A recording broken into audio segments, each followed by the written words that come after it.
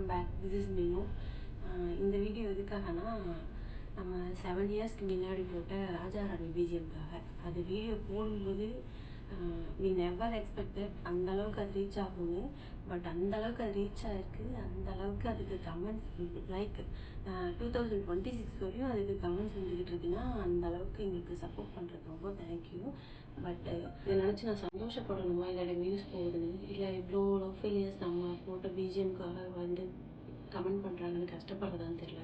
ஒவ்வொருத்தங்களாம் வந்து கதறி இருக்காங்க. ஈவன் நான் சூசைட் பண்ணிக்குவேன்ற அளவுக்கு கதறி இருக்காங்க. ஸோ அதை வந்து கொஞ்சம் நம்ம சொல்லுவோம். யாருக்கும் நம்ம போய் நேராக போய் ஆறுதல் சொல்ல முடியாது.